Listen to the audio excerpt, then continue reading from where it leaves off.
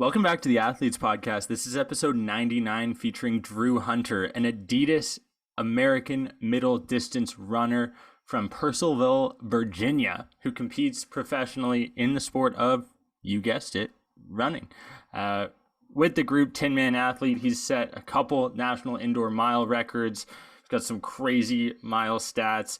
He won the 2016 high school boys record triple crown. We dive into it in the episode. Guy's just an awesome human being, super articulate for someone who is striving for success in every aspect of his life, whether it's running or outside of his own sport. This is episode 99 of the Athletes Podcast featuring Drew Hunter. Here we go. I'm excited to have on Tinman Elite runner Drew Hunter. Thanks for coming on the show, man. You are episode 99 of the Athletes Podcast. Darn. 100's so much better. Should have done someone else before me. Bro, what are you talking about? Wayne Gretzky, the great one? You don't want to be associated with that? That's fair. That's fair. You know, it's funny. I always wanted to be number 99 in basketball, and they never let me when I used to play. Yeah. Darn 1 to 30 kids, high school age group. Yeah. So how did you get into running then? Were you just really super fast up and down the court playing ball that you're like, coach said, hey, you should try running instead? I mean, honestly, kind of. I'd say it's a little bit more to it than that, but I think not even, I think that's interesting. Not even like the fast part, but it was just like, back when we would do sprints, I just could maintain an intense level of, endurance for a long, long time. And I think that's when I realized I wasn't necessarily the first guy down the court, but survival of the fittest, I was the guy that could last the longest out there. So I think that's kind of when I knew like, oh, I probably have a pretty good engine. So yeah, I'd say that engine's running really well. I'm not gonna lie to you. I just finished watching on YouTube the clip that is titled "Greatest Comeback in High School History," and it is you doing on an absolute tear, running down, chasing down a guy. Your team, I believe, in the first leg had fallen, and maybe I'll let you describe the emotions that were going through in that setting, and I'll have Jordan link the clip in the show notes below. But like, just an incredible, energizing video that I would love for you to share a bit more on. Yeah, that's kind of the one of the races that got I feel like I kind of got known for was the Penn Relays. A little like context of that, my sophomore year, I won the 3,000. The next year I won the mile. And then the only race left you can actually win as a high schooler is the distance medley relay. So I wanted to win that with my team, and I'd be like the first person ever to win all three. And so I finally, we had a really good team, and we were really, really excited to, just give it a shot. And then first leg, our guy gets tripped up, which happens in track and field, and goes down. And I remember visibly like looking at my mom in the stands, who was my coach, and just like being like, kind of just like, what can I do? Like, it's like, you kind of like have that moment of defeat. And then I real quickly switched. I said, okay, my only objective is when I get the baton, I'm going to run as hard as I possibly can for like 3 laps and see if I can get us even close, and that's what I did and every lap at Penn Relays, they have an awesome crowd, and every lap you could hear like getting louder and louder. And so I kind of was like, okay, I'm reeling them in. And then like, I realized with like 400 to go, it was like, oh, like I'm going to be right there. And I now need to adjust, from like, just trying to run as hard as I can to like, oh, I need to conserve some energy so I can actually kick at the end of this race. And won by the tiniest of margins, but it's a fun race. Sometimes like I'll watch it like maybe once a year. One of my teammates or someone will just like bring it up and I'll watch it. And it's always really, really cool. It's kind of a good trip down memory lane. Dude, I'm not kidding. I like my competitive juices are flowing right now. I'm so fired up after watching it. It's like 12 minutes. I had it on minute and a half, and like you talk about getting the Energizer Bunny going here. I'm like ready to run through a brick wall for the way you finished that race. I think you were 8 seconds behind, which to the average person seems like a very minute amount of time, Yeah. but 8 seconds in running is just a ridiculous amount to Yeah. even fathom. Yeah. And the interesting part is too, is the guy who I ended up beating was like, and I remember saying this in interviews afterwards and whatnot, like he was like the one guy that I was like, oh, if they have the stick in front of us, like I'm gonna have my work cut out for me. He's one of the best runners in the country. He was a good friend of mine. I went to elite camp with him that summer, so like I knew him really well, and like there's kind of like all this like a little bit of a rivalry between our teams. So it kind of was like the perfect storm of just like yeah. Yeah, it's crazy. Is that kind of the highlight of your career to this point, or I'm Yeah. trying to wrap my head around like how hard would it be to replicate something like that afterwards? Like you've just Yeah. been at the precipice, like you've got an insane crowd atmosphere that looked like it was a Div 1 football game. In all Yeah. honesty, it was crazy, the crowd. It's up there for sure. I think, it's a very special memory. I mean, it was my senior year of high school. It's just different now. It's like I've made, I qualified for USA, championship team and world championship team. And, I've, won a US title in the 2 miles. So there's a lot of other things that are up there. But I think like in terms of kind of like legendary races, nothing has ever come close to that. I would say so. Well, and especially it meaning that you essentially get that triple crown then, right? For winning all Yeah. three. So are you still the only person to have ever done that? Yes. Yeah. Yeah. It's incredible. What a Yeah. feat. Yeah. Kudos Thank to you. you, man. So let's back it up. Like, I know we touched on it briefly. You said you had this engine that was just stronger than other people, but growing up, what kind of would get that engine going? Were you playing basketball, soccer? Like what sports were you involved Yeah. with that led to Drew Hunter becoming this incredible runner, athlete, etc.?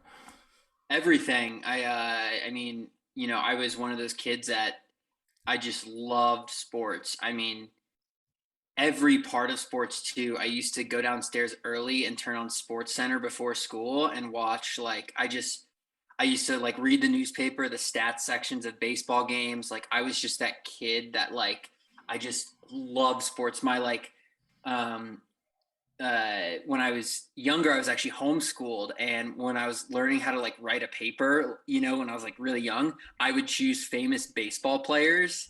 And I like my mom would teach me how to write like, like the thesis statement and all that stuff. And I would write about like Honus Wagner and like all these baseball players that no one's heard of. And I just like loved it. And that's how I like learned how to write properly. So I just was that kid that like did everything. And I played baseball, basketball, lacrosse, football, tiny season of soccer.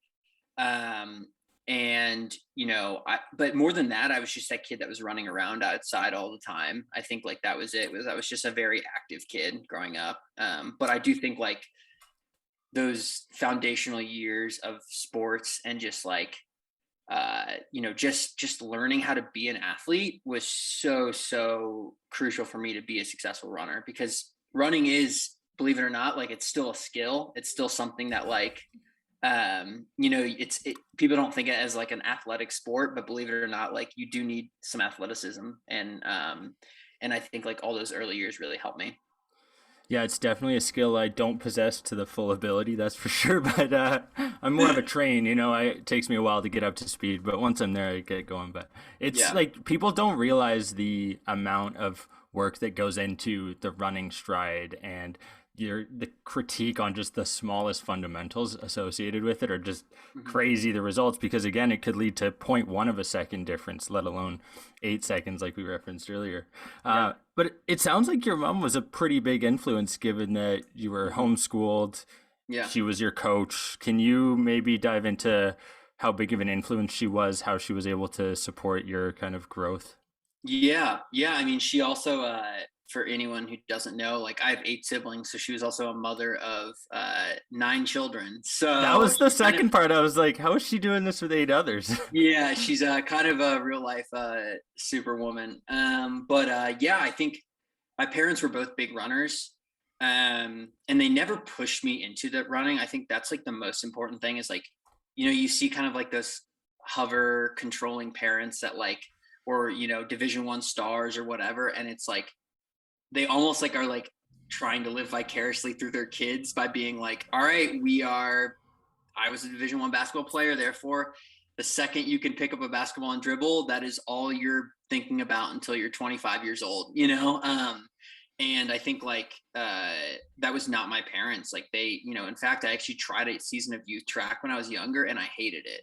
I was good at it, Oh. but I just hated it. I just like didn't, I was like, why would I want to run in an oval when I can go play basketball with my friends or play baseball? Those are way more fun and not as hard. I was in that uh younger boy stage of just not wanting to try or anything, or trying was uncool or whatever. And Hmm. so and my mom never pushed me. And then I remember my freshman year, I was like, I want to run cross country because I had some success. Like I won like our middle school mile. And like, I was like, I just was like, this is what I'm going to be best at. My parents were runners, and my parents actually tried to talk me out of it because they No way. knew, they knew like, oh, like I used to make fun of runners. Like I used to be like, oh, that's not a sport. Those that like, you know, running's a part of real sports, right? Like it's like basketball, you run in it because, and in reality, like I realized like, oh, I could be really, really good at this. And running is, something that like I just like I said, could thrive in. And I also had like such a high level of, parents, they coach for forever. Like I just had all these things that like kind of pushed me towards, becoming a runner. And so, yeah. And then I went out, and ever since, then like my mom's been a huge part of my life and just helped me get really, really, to a high level. I mean, I always try and, figure out if there was specific parental influences that lead to athletes seeing Mhm. success, because I think that's one thing that over time it'll be interesting to see the athletes and who exactly gets impacted by what specifically, that nature versus nurture thing. Oh, And for sure. obviously it's led for you to see success in any running event that you enter, whether that's 5,000, whether that's 3,000, 1,500 mile. Like, how do you manage to train? I know I was reading an article that essentially quoted you saying that the plan is to be prepared for everything I want to run, Mhm. whether that's a 3:30 one day or the 5K. How do you kind of go approach your training, in the sense that, are you just going out and systematically doing this, or Yeah. what are the steps involved for a young runner who would be looking at trying to emulate something that you're doing?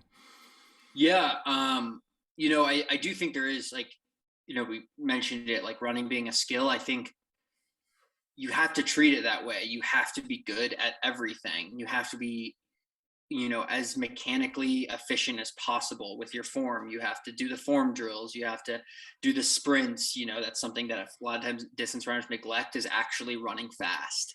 That's something that I've really tried to, work on the last like few years, is like finishing workouts, like doing, 60-meter and 100-meter sprints, just to like make sure that like my top end speed is good.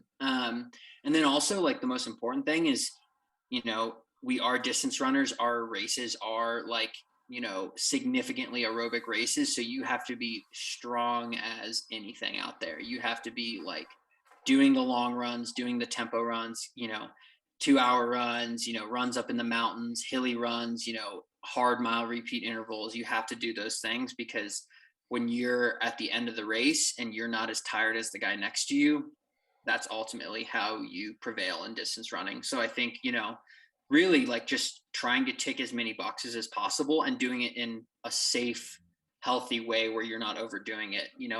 I mentioned all the hard parts of training, but I mean, I was just in the pool for 45 minutes as like a recovery run. Like I wasn't pounding my legs. I think, like every night I'm doing 30 minutes of just stretching and like rolling out and like all those little like recovery things that are not as flashy and fun and exciting looking as the, interval training, but are just as important. And I think like, year after year, just month after month doing that, like it's sometimes it's boring, sometimes it's, you want it to be boring because that means you're in a good groove, but that's how you get good at distance running. It's just consistently putting one foot in front of the other. Yeah, and it's, at the end of the day, it's getting better, 1% better every single day, right? And Hmm. doing as much as you possibly can to see that success. When it comes to like your stretching, obviously there was Michael Jordan, who was claimed to fame that he was stretching 2 hours in the morning, 2 hours at night. Like ridiculous for that year, especially that he got cut from his high school team. But Yeah. what for you went into your decision?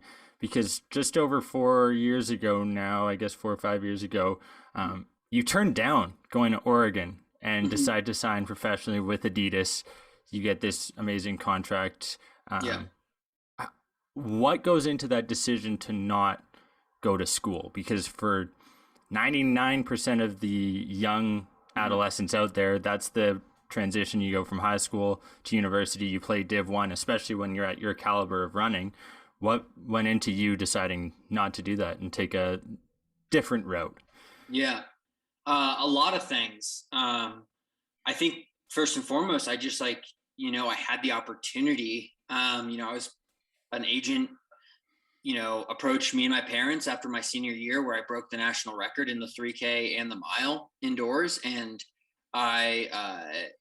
he just said, hey, if Drew wants to do something different, like he can, like shoe companies would love to, work with him. And I think that was the first kind of step of that is just being like, um, oh, this is something like, this is an actual option that like, as, a naive high school kid, I was just like, oh yeah, like I will just go to college and do 4 or 5 years there. And then I'll figure out, if I want to keep running professionally. And so that was that. And then I kind of just, the first thing I did once I knew that was an option was I just like called and talked to as many people, coaches, other pros, and just like my whole goal was to like figure out if this was something I wanted to do.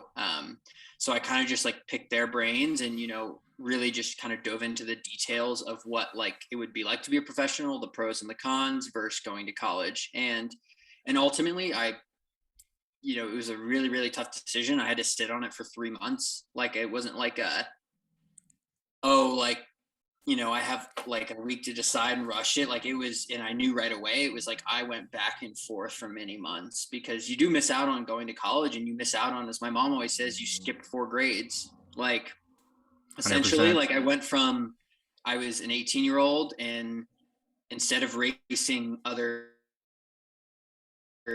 guys from 18 to 22 years old, I was racing guys that were 23 to 30 years old. And like you miss a lot in those years and you miss a lot of like just tiny things, just like training development that like I was talking about, like years of, having that mileage, having the hard workouts under your belt. And I think like to some detriment, that did hurt me early on where I was like having good races and I was finishing fourth or fifth instead of, Hmm. in high school, I'd win all those races handily.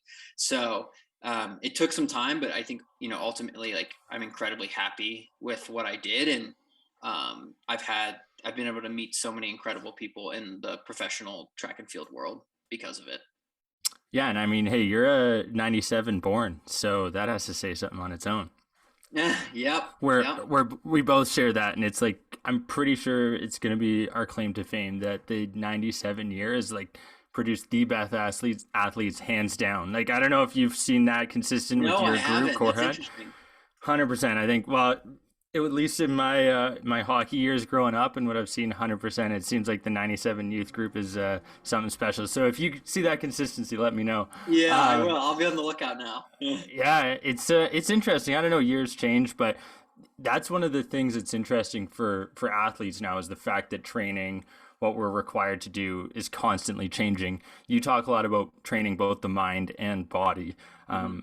How do you fit that into your schedule? And could you Yep. give a day in the life example of what your sunrise to sundown schedule looks like for someone who's aspiring to be a professional runner? Yeah.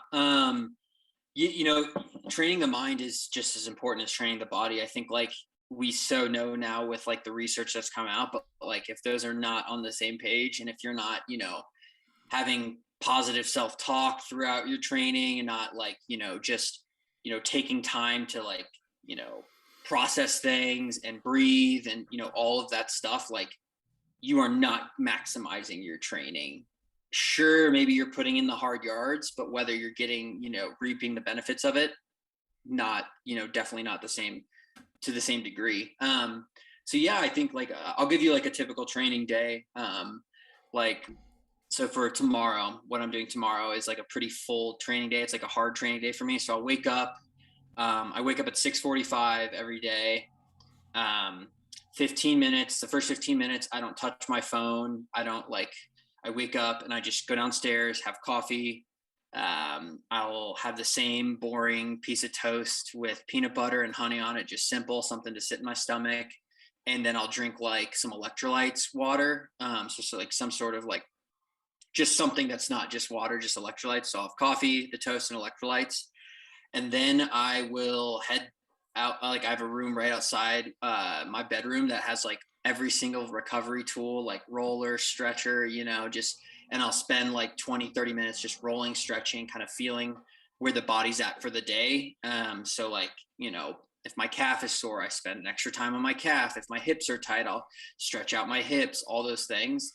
And then I typically head out for my run around 8 a.m. And it depends on what's on the training docket. But for like tomorrow, I'll have intervals. So I'll do like a 3 or 4 mile warm up run before that.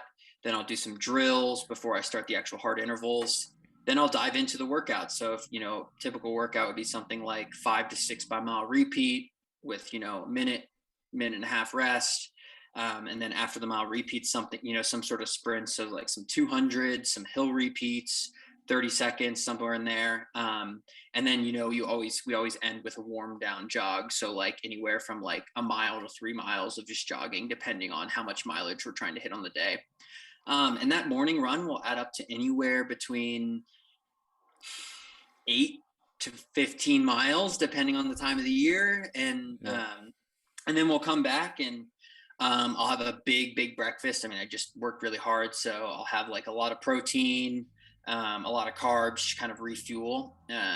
Then from there, I normally have like an hour or two of downtime before I head to my physio. And so then I'll go get physio treatment. So I'll do like, some ART, some stretching, kind of stuff like that, where I just like I said, like I'm on a table, I'm getting worked on, like, hey, my hip's sore, hey, my calf is sore, whatever it is for that week. I see him tomorrow, and my right hip is a little tight, so I'll get that worked on. Then after that, come back, eat lunch, probably have like an hour or two of chilling out. And in that chill out time, I coach some people. So I'll write some training. I do a few other things, that I'm interested in.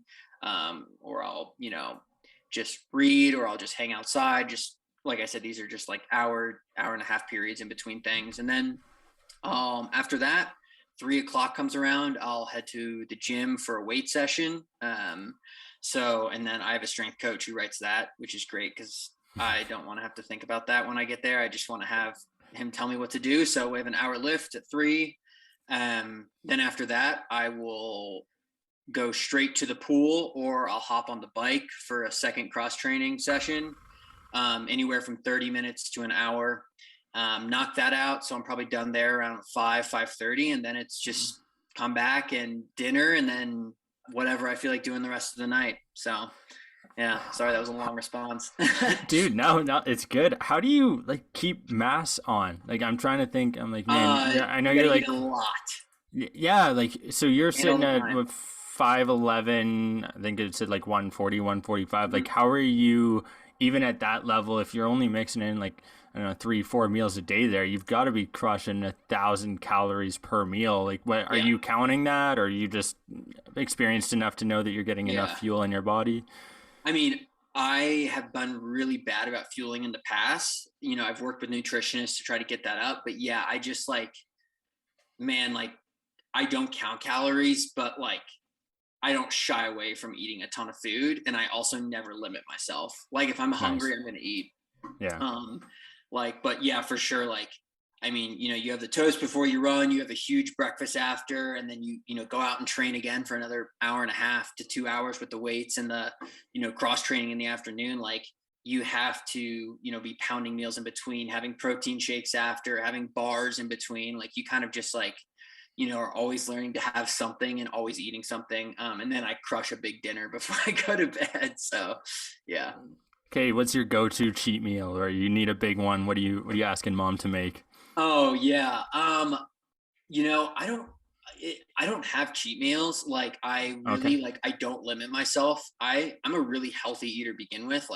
I love Nice. vegetables. Like I always incorporate vegetables. I always incorporate like good meats. But I think like a meal that I just like always like when in doubt and I'm just like depleted after a hard day of training and I don't feel like doing anything, I will go to Five Guys and just grab like a Five Guys burger and fries or like a massive Chipotle, burrito bowl and slam that down and then have a bowl of ice cream after. And like no guilt, no shame. Like that's what the doctor orders. That's what the doctor orders. So that's how you keep your mass on. That's what we needed to find Yeah, out. yeah, Yeah, it's the exactly. Five Guys burgers and fries that really gets it for you. Yeah. So you're named Gatorade National Cross Country Runner of the Year in 2016. You've got all these accolades. You come out of high school, you say no to Oregon, you end up signing with Adidas, and you end up getting injured. You break your plantar and your cuboid. Am I correct Mhm. in saying that? Roughly, Cole's Notes Yes. version. Can you describe that injury in a better way than I did, and talk about how difficult the recovery was from that, and how it's shifted your mindset potentially to approaching training nowadays? Yeah, yeah, I was coming off, you know, the best 2019 was the best year of my running career. I almost made a world cross team. I was ninth place, I believe, in top seven, make it in the US for a world cross team. And, I was right there. It was my first cross country 10K. I was, really, really fit. I ran that. 3 weeks later, I won my first USA senior national title. I won, in indoors, I won the 2 mile.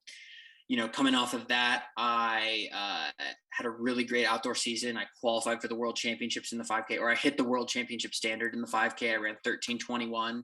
Um, and then after that, I at USA Championships qualified for World Championships. I also in the process set a personal best over 3K. I ran 7:39.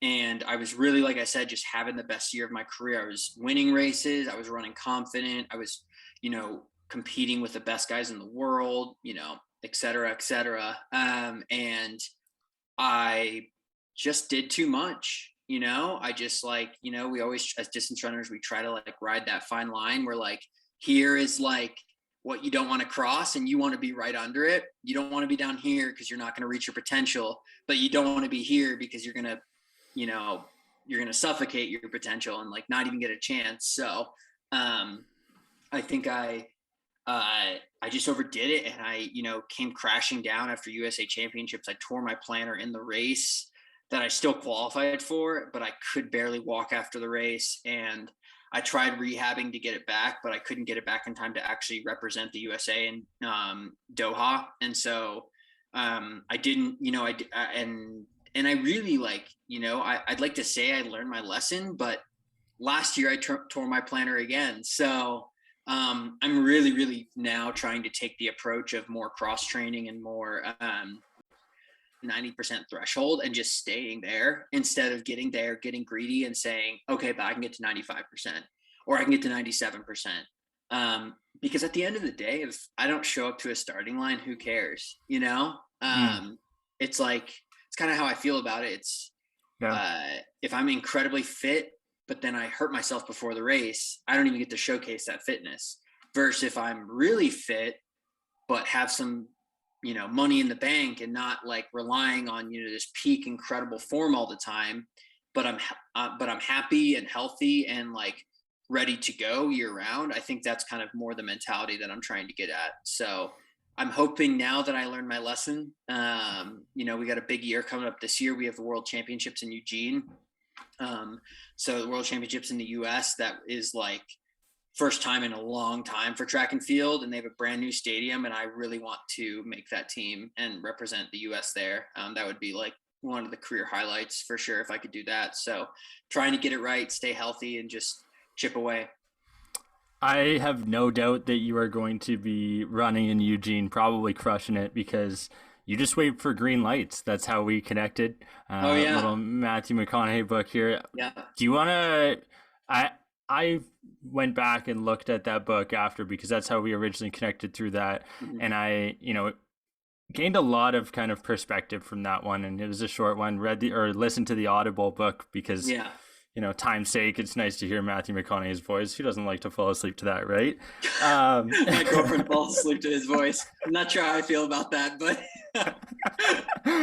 I figured that would either get a reaction out of you or your girlfriend, so that's perfect. yeah, One works. yeah, But like for me, one of the big things that he emphasizes is like personal frequency, and I mm-hmm. think that's kind of I've got the sense that you share a little bit of that as well, in the sense that like major themes in people's lives around finding your identity and making sure that it doesn't come strictly from the sport that you participate in. Yeah. How does that make you feel when I bring that up? Can you maybe? Yeah. It's something I've struggled with. I think it is so hard because so much of so much of who people know me from is Drew as the runner. But I have learned that that's such an honor and privilege too, though. It's like I don't want to shy away from it too much, because I am living this dream where I get to see how much potential and how far I can push and how far I can take this running endeavor. And that is so cool. And that's something that I want everyone to aspire to have in whatever field they're in. If you're a doctor, just seeing how many people you can help, or if you're, anything, I want you to maximize that potential. But at the same time, it's so refreshing and so important to take a step away from it. And in my breakout year in 2019, something I was actually reflecting on before this podcast is that summer when I was racing lights out that summer, my best friend from high school, who knew me before I was a good runner, who didn't really care even about my running or know that much about it. He just knew me as Drew, lived with me that summer. And he actually lived in my closet and just followed me around that summer to races and filmed. And if you look at a lot of the stuff we have on YouTube, he's our video guy and just followed me around. And I, was reflecting back on that, and it was so refreshing that once I untied my shoes at the end of the day for practice, I had this completely different perspective where I could talk to someone about stuff other than running. And I had someone that got who I was before I had running. And I think really that did help me, where I could dissociate my identity in running and my identity as just Drew. And I really think every person or every athlete or every just, like I said, anyone in any occupation, I challenge them to find that. And I challenge them to, try to have some sort of period where you can step away from what you do. Because I also think it's not good for your ego all the time too, if people are hyping you up all the time and, say you're crushing it, you need your ego checked. There's a lot more important things than, your sport all the time. And I think so it is such a balance. I love, I'm a big, I love McConaughey. I love, Jordan Peterson, all these people. And they kind of talk about there's a divide between order and chaos. You don't want too much order because then you're not growing as a person, and you don't want too much chaos because then you can't find any order in your life. And you're trying to find that happy medium where you are growing as a person, but also have some order in your life. And I think I'm always striving for that, and I'm always failing and coming up short, but I'm trying and I'm getting better and better. So yeah. Well, I mean, it's something that isn't necessarily linear. It's not going to happen overnight, and it takes time, right? And it's the experiences that you get on a daily basis that will eventually lead to you finding your own frequency. Same thing for myself, same thing for Jordan and Ian, who are here recording. We all need to figure out what requires us to tick. And at the end of the day, it leads us being true to ourselves. Because if we don't take in that information, again, to what you said, use that time to reflect and then apply what we've learned through that reflection. It's crazy the process that needs to go on when it comes to really figuring out kind of who you are and what you want to be. Because no one ultimately knows. You and I are both 24 years old right now, but it could be 10 years from now that we're in completely different spaces, which is what I want to touch on next. Mhm. If you could fast forward, teleport, rub your genie and see 10 years into the future, where would Drew Hunter be? What would he be doing? What's up on his fireplace mantle? Where are you at? That's a great question. I think the best answer is I don't know, but Hmm. I'll throw out some ideas for you. Let's put it out into the atmosphere, man. It won't Yeah, hurt to yeah, say it. yeah. I think I'm probably still involved in the sport to some degree. Like I love running, whether it's coaching, you know, still competing. 10 years, it's like I'll be 34. It's like some runners are still running then, but like really I think the interesting thing, um, David, that I'll tell you is my day will still start with a 30-minute run. Mm. I'll tell you that unless I have a broken something, my frequency will still be I'll wake up that morning and I'll go for a jog.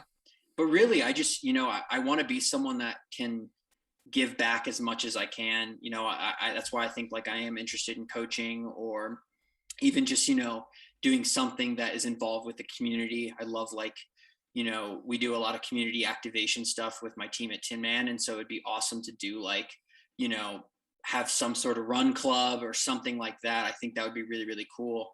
But hopefully still living in Boulder, or at least, have a house in the mountains or something. But really I just, more importantly, I just want to be around loved ones and, be close with my family and just, yeah, see, it is a hard question. No, you're even asking it. I'm like stumbling over my words. I don't know. Hey, that's okay. It'll be nice for us to look back in 10 years when you're in Yeah. Boulder, huge success, a 10,000 person running club. Like, yeah, Yeah. Yeah. Yeah. I Yeah. got some ideas for what it'll look like. I have no doubts. Yeah. I go from asking about future to maybe now, if you were to look back, Hmm. what misconceptions maybe you had growing up as a high schooler running. You think that once you sign a pro deal, it's all going to be amazing. They're throwing shoes Yeah. at you. You got autos 24/7. Like, what would you now, in this still young state of 24 years old, look back and be like, oh, maybe wasn't exactly the way I dreamt it out, the way it would be? Is there anything in particular that stands out? Um, yeah, I think the thing that stands out is you don't know what you're doing, and Mm. that's okay. Um, I thought when I was 18, I had running down to a T. And I thought I had this progression that I would continue to get better every year and that I would be a double Olympian at this point and I would be an American record holder. And that was just so wrong. And that's okay because I can admit that sitting here talking to you today that and that's the advice I would give to a kid is surround yourself with people who help you figure out what you don't know. Um, I surrounded myself with so many awesome mentors and teammates and just friends in the sport that have helped me navigate that unknown. And I think that's what I would tell to my younger self. Is just surround yourself with people who help you navigate that unknown, really, because uh, they have a lot of wisdom and you're young and naive and it's probably not going to go exactly how you think it is. I'm smiling and laughing because I feel the exact same way about just life in general. Like, Yeah, yeah, yeah, like leaving high school at 17, 18 years old, I thought I had it all figured out. And I'm like, even now, I'm like, I know nothing. To even think I yeah, had some exactly. kind of idea back then is ridiculous. But Yeah, yeah, um, yeah, yeah. you said you watch other sports. NFL Monday Night Football is on tonight. Las Vegas Raiders are taking on the Baltimore Ravens in Vegas's new $1.9 billion stadium. Absolutely Woo. ridiculous. Who do you got winning the game, man? Well, I have what's his last name? His last name's Andrews on the Ravens. He's my tight end in fantasy football. Okay. So I hope that he scores a touchdown because I think I need a touchdown from him to win fantasy football this week. But Yeah, that's so I'm going Ravens. Nice. I love it. That was a great, super selfish answer strictly for fantasy football points. That's Yeah, amazing. That's exactly what I was looking for. We'll yeah. find out when this Thursday episode releases whether you get that dub or not.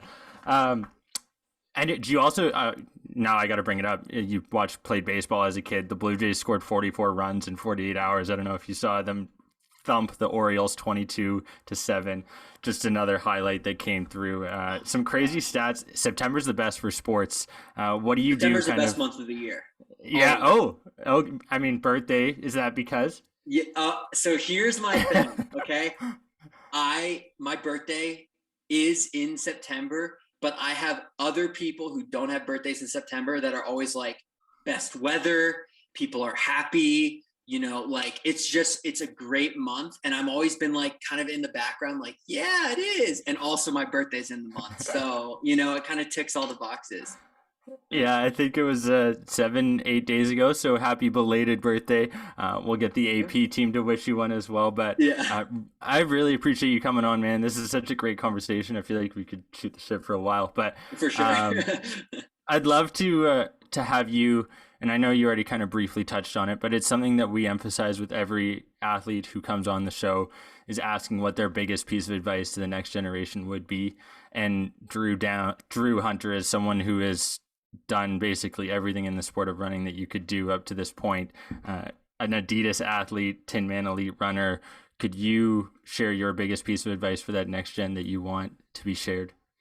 Yeah, I touched on it earlier, but I'm going to reiterate it, is surround yourself with people who check you on your weaknesses and your imbalances. And that can be in life. If, you're not an organizational person, find someone who helps you with that. Or, just for running, for me, it was like, I needed someone who could, hold my hand and hold me back and tell me to say, like, let's not push too hard today, or like, let's really like let it loose today on the track. And those are the people that you need to surround yourself with, because that's, kind of going to mold you over time into being the best version of yourself. So that's what I would tell to anyone younger, is identify your weaknesses and kind of find some people in your life to hold you accountable to them and tackle them. It's obviously worked for you. You've seen some incredible success. I look forward to watching you at the the World Championships in Eugene. Drew Hunter, thank you so much for coming on the Athletes Podcast. Episode 99, man. Kudos to you. 99. Incredible. Yeah. Thanks again, Thank you man. so much, Appreciate it. David. Appreciate it. Thank you, folks, for tuning into the 99th episode of the Athletes Podcast. Holy Dino, we're almost at 100. It's crazy. Drew Hunter was an amazing guest for it to be the 99th, the great one, as it'll go down in history as. Just really appreciate him coming on the Athletes Podcast, sharing his perspective. An Adidas running athlete, someone who we can look at, apply some of the training, nutrition aspects that he brought to the table. I think everyone can learn a thing or two, at least from the smile that he brings to the conversation. Just a credible episode. Really appreciate you folks for tuning in, listening, wherever you consume the Athletes Podcast. We really appreciate it. Don't forget to hit that subscribe, comment, like button. It means the absolute world to us. Jordan Maslin is our producer. He loves it. Ian Singleton is our videographer. He loves it even more than Jordan. And I myself could not appreciate it more. This is episode 99 featuring Drew Hunter. Thanks for tuning in. Bye.